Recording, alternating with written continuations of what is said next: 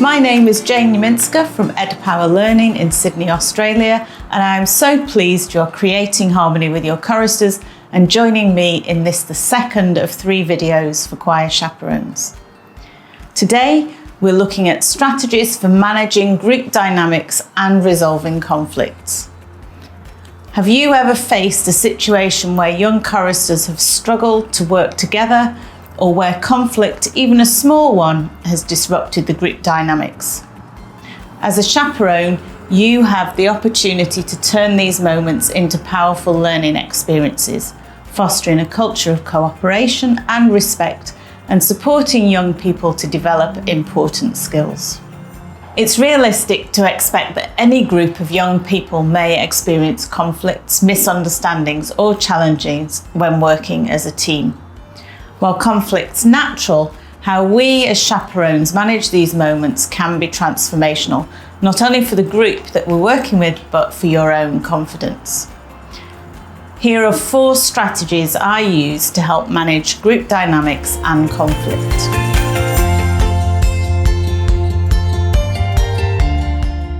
Establish clear expectations with the group, as this can reduce potential conflicts later. Keep expectations as simple and as easy as possible to enforce. It makes your life so much easier. So consider, what are the expectations for working in rehearsals? How do choristers work respectfully with each other? And what behaviours do we expect from choristers during transitions or free time? In the early days of working with our choristers, I spent so much time working through conflicts with them. It wasn't as simple as just managing their behaviour. I knew that I needed to create an environment where everyone felt valued and included and responsible. So with the choristers, we set out to establish 3 main aims for the choir, and that was to keep each other healthy, happy and safe. And this provided a very simple starting point for all discussions about behaviour and how we're related to each other.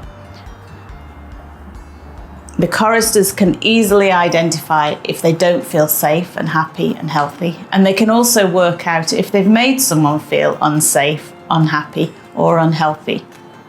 It sets a positive tone, so you're not just managing behaviour, but you're creating an environment where young people feel valued, respected and responsible as individuals. A key strategy is the importance of listening to all sides and to show empathy. As a chaperone, I found I was time poor when trying to resolve conflicts. The choristers needed to be in rehearsals or ready for services, plus they valued their free time, so I looked for efficient ways to resolve conflict. One way of saving time was to name emotions for children by using simple phrases such as, "I can see you are upset," or "I can see you're angry. Can you tell me what's happened to make you feel like this?" I'd give them an opportunity to tell me what had happened and ask them what would make them feel better. And this immediately put the child in control and focused on a solution. The choristers would often come up with reasonable requests such as, "I want to know they won't do this again," or "I want them to apologise to me," or "I want them to stay away from me for a while." I'd then go through the same process with the others involved. And with support, we could discuss how they could have changed their behaviours and reactions to achieve different outcomes. And slowly the choristers started to see events from the other person's point of view. So by modelling empathy and understanding, we can really transform moments of conflict into opportunities for growth and emotional development in the choristers.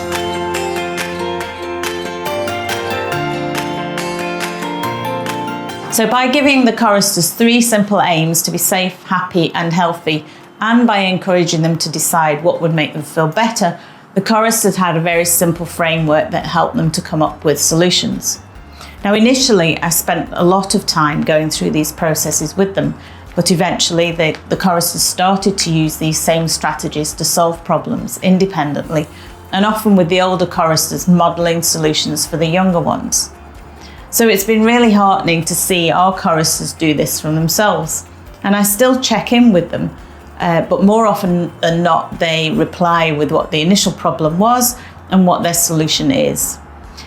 When the choristers take ownership of resolving these issues, they really do develop their leadership and cooperative skills, and this will serve them in all areas of their life later on.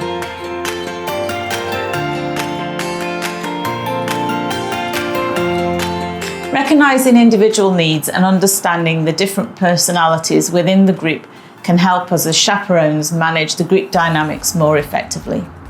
Do some children dominate the group? Are some children so quiet you almost miss them? And I use a variety of techniques to help balance the group interactions.